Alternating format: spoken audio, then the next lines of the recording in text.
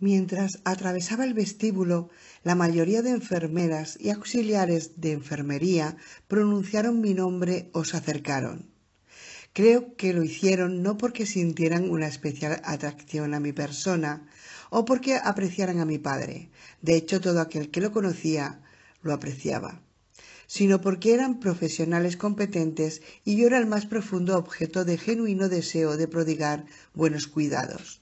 Durante toda mi vida los he necesitado, aunque estoy tan fuera de sus posibilidades de curarme como de las de cualquiera.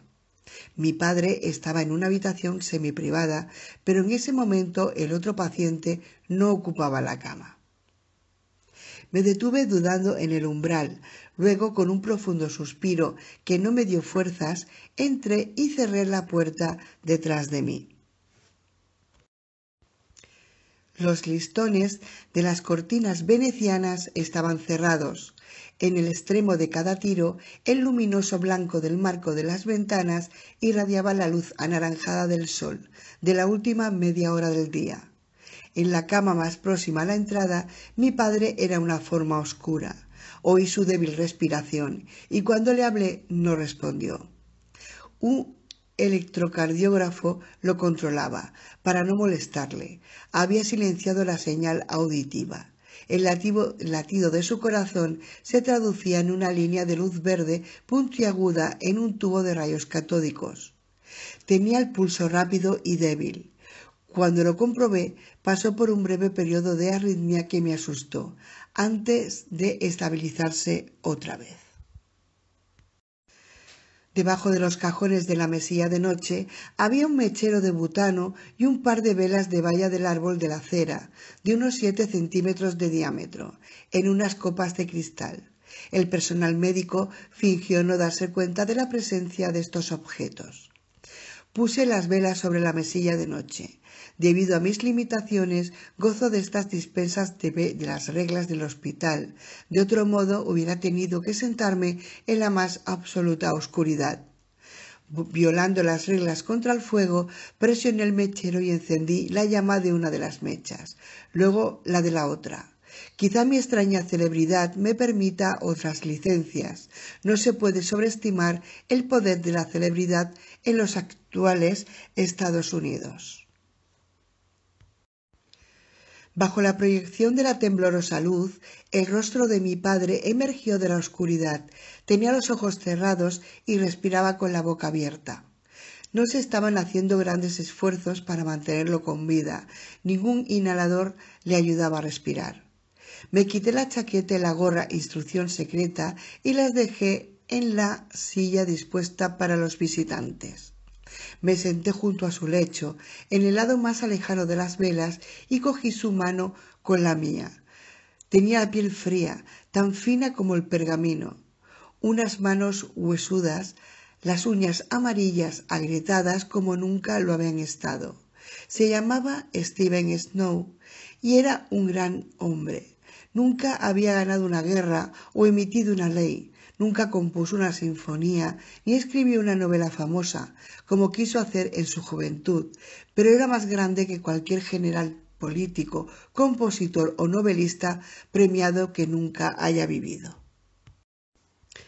Una vez fue un hombre fuerte y apuesto.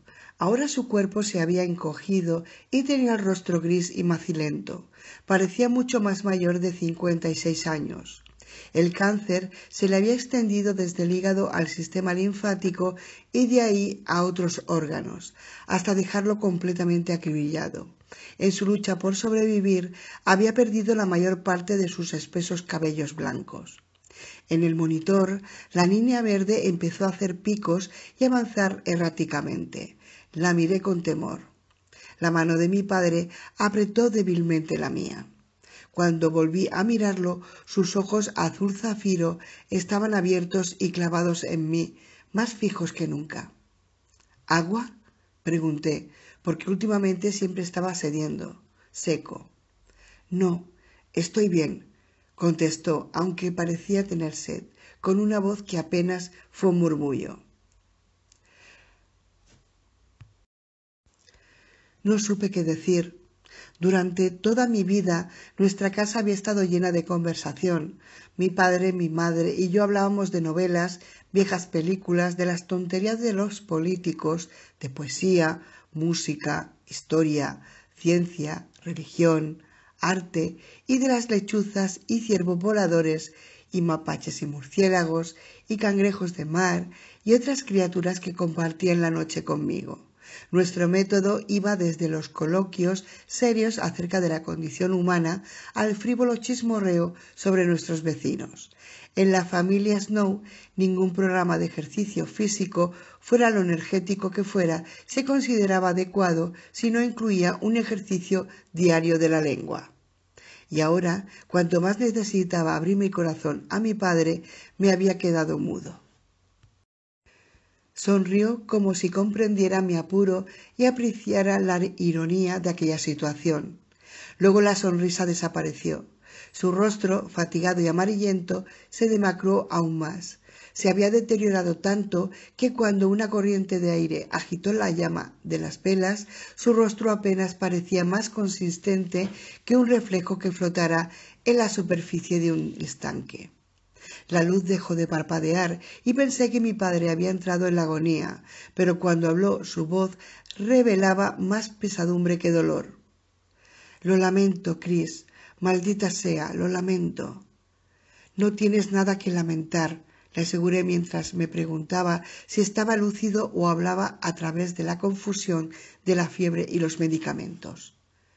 Lamento tu herencia, hijo. Estaré bien. Puedo cuidar de mí mismo. No me refiero al dinero. Tendrás suficiente, dijo. Su murmullo se quebró. Sus palabras se deslizaban de sus pálidos labios con el mismo silencio que el líquido de un huevo lo hace de la cáscara rota. De la otra herencia de tu madre y mía. Del XP. Papá, no.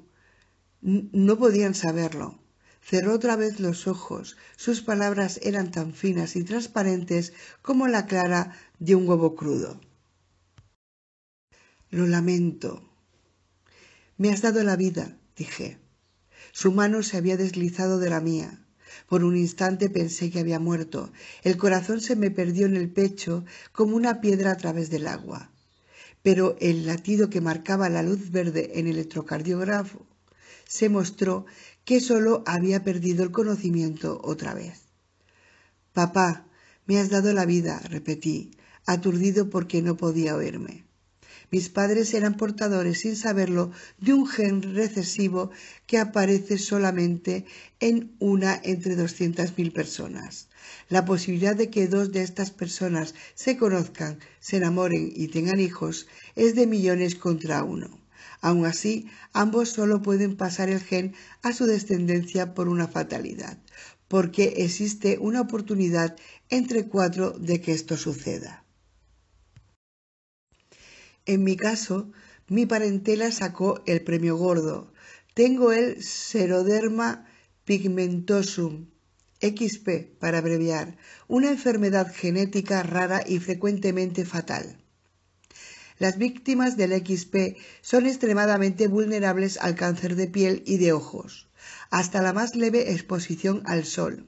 De hecho, a cualquier rayo ultravioleta, incluidos los de las luces incandescentes y fluorescentes, podría ser desastrosa para mí.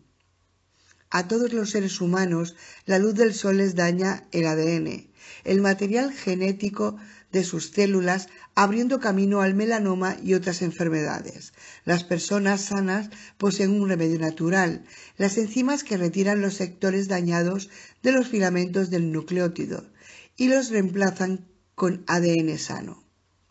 En las personas con XP, sin embargo, las enzimas no funcionan y la reparación no se lleva a cabo. Los rayos ultravioleta inducen a cánceres de rápido desarrollo que hacen metástasis sin obstáculo alguno.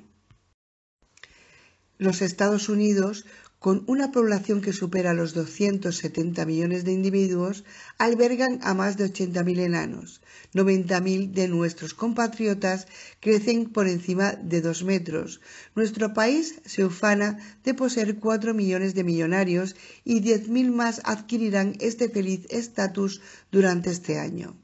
En 12 meses, quizás 1 millón de nuestros ciudadanos serán abatidos por un rayo.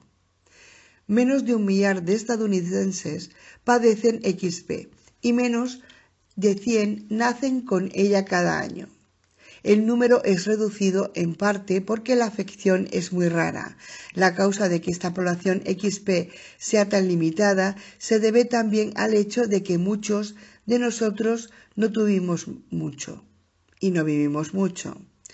Muchos médicos familiarizados con el Xeroderma pigmentosus esperaban que falleciera durante la infancia. Algunos hubieran apostado que podría sobrevivir hasta la adolescencia. Nadie se hubiera arriesgado seriamente a apostar su dinero a favor de que pudiera llegar a los 28. Solo un puñado de quisperos, el nombre lo he puesto yo, me superan en edad, aunque muchos, si no todos, han sufrido problemas neurológicos progresivos asociados con su enfermedad. Temblor en la cabeza y en las manos, pérdida de audición, disfunciones en el habla, hasta deterioro mental. Excepto por la necesidad de resguardarme de la luz, soy tan normal como cualquiera. No soy albino, mis ojos tienen color, tengo la piel pigmentada, aunque es cierto que soy más pálido que un chico de playa de California. No soy blanco como un fantasma.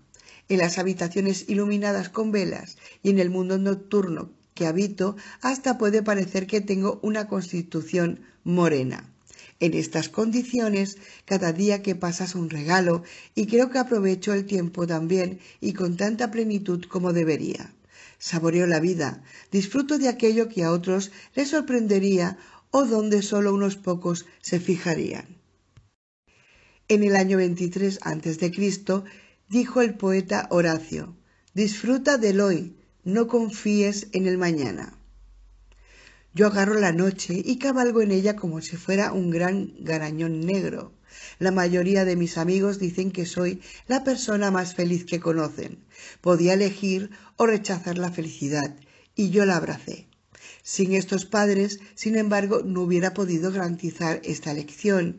Mis padres alteraron su vida de forma radical para protegerme de manera absoluta de la luz dañina, y hasta que fui lo bastante mayor para comprender mi situación, permanecieron vigilantes sin descanso.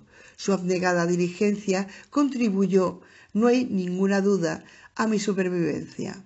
Además me dieron el amor, y el amor a la vida, que me hizo imposible caer en la depresión, en el desespero y en una existencia recluida.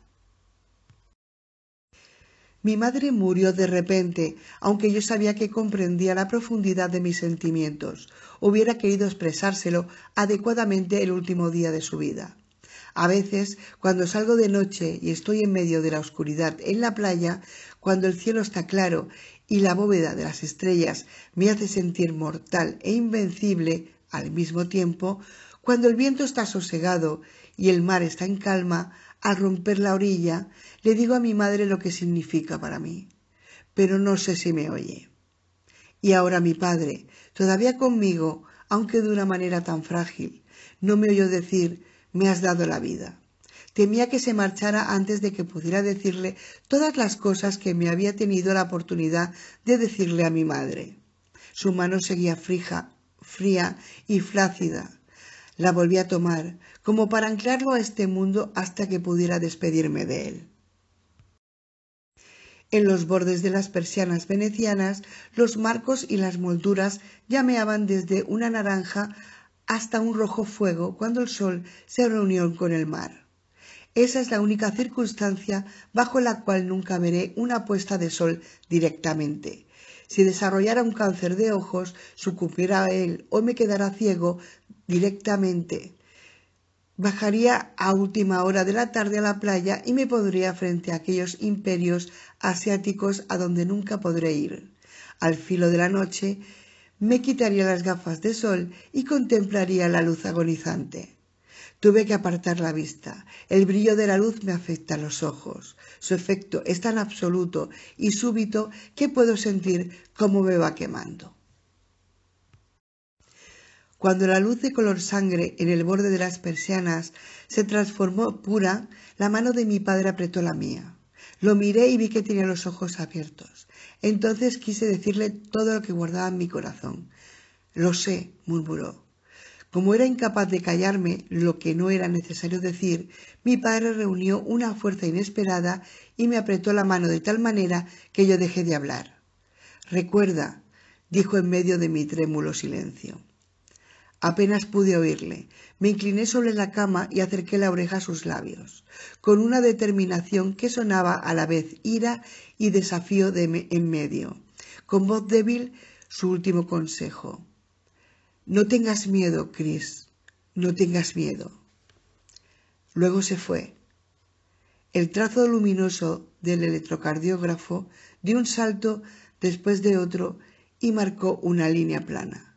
Las únicas luces que se movían eran las llamas de las velas que danzaban en las mechas negras. Me fue imposible desligarme inmediatamente de su mano muerta. Besé su frente y su rugosa mejilla. Ninguna luz pasaba a través del borde de las persianas. El mundo se había precipitado en la oscuridad que me acogía a mí. Se abrió la puerta.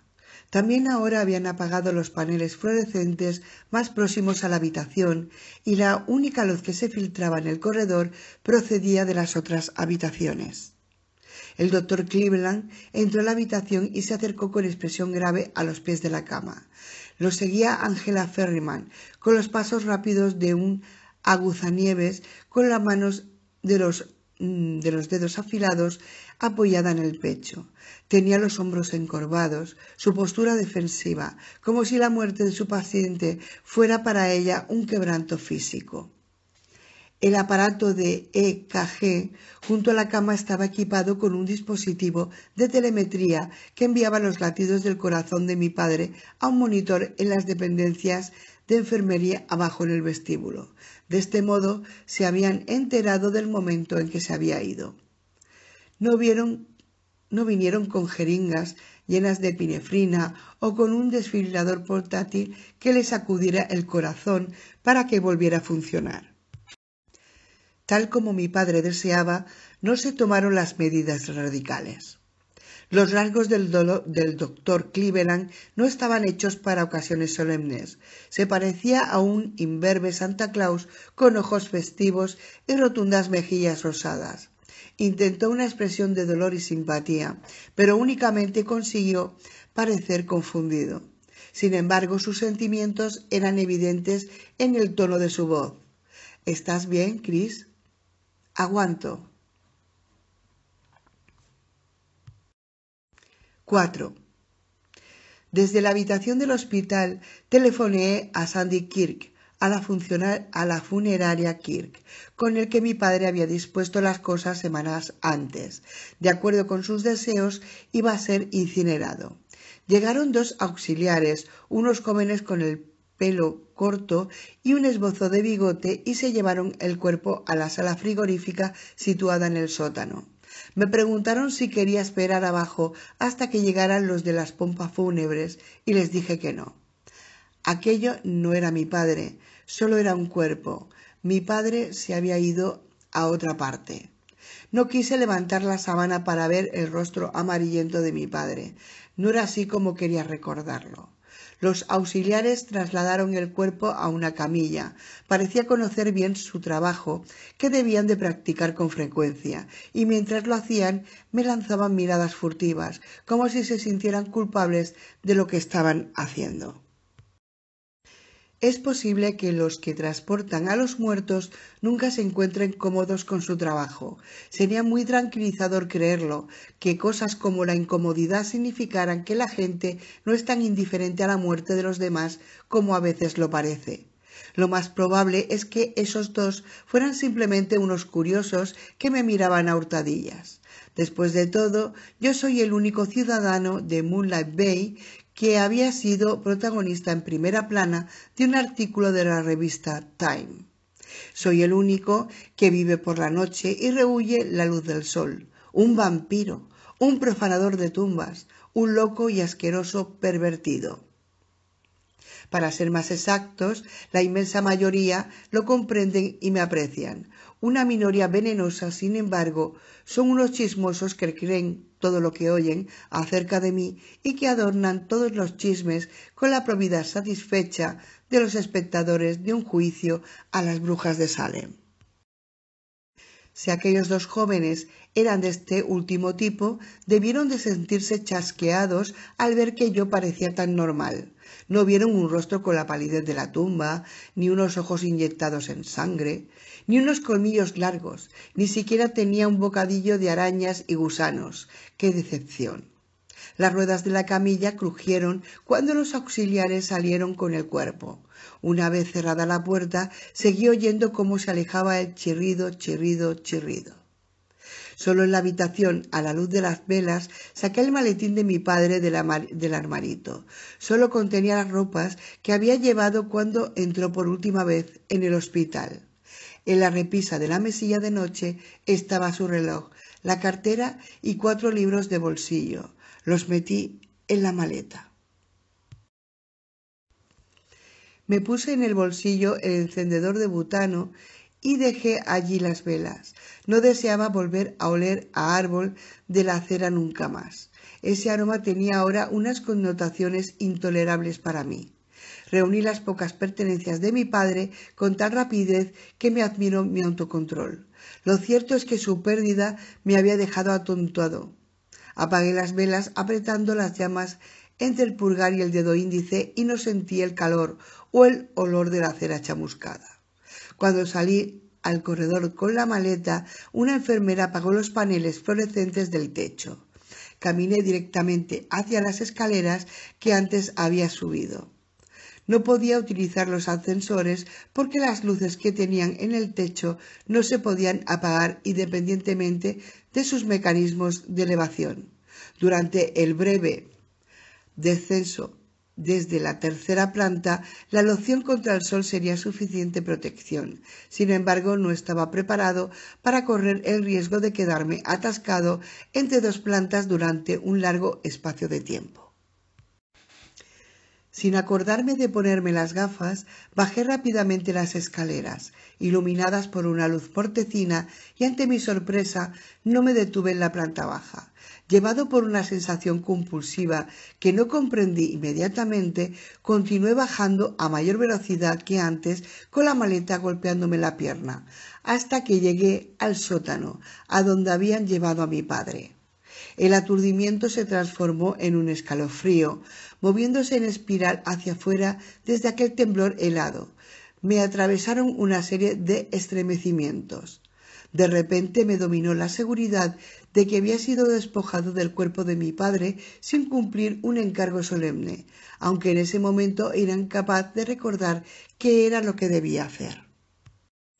Mi corazón latía con tanta fuerza que podía oírlo como el toque de tambor de un cortejo funerario que se fuera aproximando, pero a paso ligero. Mi garganta entumecida quedó medio cerrada y conseguí tragar la repentina afluencia de saliva haciendo un esfuerzo. Al fondo de la escalera había una puerta de acero bajo el signo rojo de salida de emergencia. Un poco confundido, me detuve y dudé con la mano en la barra de apertura. Entonces recordé la obligación que había estado a punto de olvidar. Mi padre, romántico hasta el final, había querido que lo incineraran con su fotografía preferida de mi madre y me había encargado que me asegurara que la llevaba con él al depósito. La fotografía estaba dentro de la cartera y la cartera dentro a su vez de la maleta que yo llevaba. Abrí la puerta con decisión y entré en un corredor del sótano. Las paredes estaban pintadas de un blanco brillante. Desde los difusores parabólicos plateados del techo, torrentes de luz fluorescente se esparcían por el corredor. Debería de haberme detenido, no atravesar aquella puerta, o al menos debería de haber buscado el interruptor de la luz. pero en lugar de hacerlo me lancé precipitadamente hacia adelante. La pesada puerta se cerró con un suspiro a mis espaldas. Mantuve gacha la cabeza y estimé que la crema antisolar y la visera de la gorra eran suficientes para protegerme de la cara. Me metí la mano izquierda en el bolsillo de la chaqueta, quedó expuesta a la luz la mano derecha que agarraba el asa de la maleta. Aquella cantidad de luz, bombardeándome durante el trayecto de un centenar de pasos por el corredor, no sería suficiente en sí misma para disparar un torrente de cánceres de piel o tumores en los ojos. Era plenamente consciente, sin embargo, que el daño que iba a sufrir el ADN en las células de mi piel era acumulativo porque mi cuerpo no podía repararlo. Un minuto exacto de exposición diaria durante 2 meses tendría el mismo efecto catastrófico que una hora seguida abrasándome en una sesión suicida a merced del sol. Mis padres me habían inculcado desde la infancia que las consecuencias de un solo acto irresponsable, por insignificante o hasta mínimo que pudiera parecer, traería aquellos consigo errores inevitables como consecuencia de la lógica irresponsabilidad. Aunque caminaba con la cabeza inclinada y la visera de la gorra bloqueaba la visión directa de los paneles fluorescentes, no tenía protección contra la claridad que se reflejaba en las paredes blancas. Debería de haberme puesto las gafas de sol, pero estaba tan solo a unos segundos del final del pasillo. El pavimento de vinilo jaspeado en gris y rojo parecía carne cruda de varios días. Me sobrevino un ligero mareo, provocado por la pésima forma de las baldosas y por el terrible fulgor. Dejé atrás el almacén y las salas de máquinas. Tuve la impresión de que el sótano estaba desierto. No se trataba del aparcamiento público. Ese se encontraba en la planta de encima. Allí solo había una camioneta de reparto con el nombre del hospital a un lado y una ambulancia. A mayor distancia estaba aparcado un Cadillac negro, el coche de la funeraria de Kirk. Me alivió observar que Sandy Kirk todavía no había recogido el cuerpo y se había marchado. Todavía tenía tiempo de poner la foto de mi madre entre las manos cruzadas de mi padre. Aparcada junto al reluciente coche fúnebre había una camioneta Ford parecida a las ambulancias, aunque no llevaba los faros de emergencia. Tanto el coche como la camioneta estaban frente a mí, junto a la gran puerta abatible, que permanecía abierta. El espacio restante estaba vacío, así los camiones de reparto podían entrar y descargar la comida, las sábanas, los suministros médicos, hasta el ascensor de carga. En ese momento no se estaba haciendo ninguna entrega. Aquí las paredes no estaban pintadas y los fluorescentes fijos en el techo eran más tenues y estaban más separados que los del corredor que acababa de abandonar. De todas formas, no era un lugar resguardado para mí, así que me dirigí rápidamente hacia el coche fúnebre y la camioneta blanca. El extremo del sótano, situado inmediatamente a la izquierda de la puerta abatible del garaje y más allá de los 2 vehículos aparcados, estaba ocupado por un cuarto que yo conocía muy bien. Era la cámara frigorífica, donde se mantenía al fallecido hasta que era transportado al depósito de cadáveres. Una terrible noche de enero de hacía 2 años habíamos velado el cuerpo de mi madre, mi padre y yo, a la luz de las velas y soportando el frío intenso durante más de media hora. No pudimos soportar dejarla allí sola. Aquella noche, papá la hubiera acompañado desde el hospital al depósito de cadáveres y de allí al horno incinerador, si no hubiera sido porque se sintió incapaz de dejarme solo, un poeta y una científica, pero almas gemelas. La sacaron del escenario del accidente y se la llevaron a una ambulancia directamente al quirófano de urgencias. Murió 3 minutos después de haberla instalado en la mesa de operaciones, sin recuperar el conocimiento, antes de que pudieran determinar la gravedad de sus heridas. La puerta de aislamiento de la cámara frigorífica estaba abierta y cuando me aproximaba a ella oía a unos hombres discutiendo en el interior. A pesar de su enfado, hablaban en voz baja. Una nota de emoción muy alterada rivalizaba con un tono de intensidad y secreto. La cautela, más que la disputa, me hizo detenerme justo antes de llegar al umbral de la puerta. A pesar de la mortífera luz fosforescente, me detuve un instante lleno de indecisión. Del otro lado de la puerta llegó una voz que reconocí. —¿Quién es el tipo que meteré en el horno crematorio? —dijo Sandy Kirk.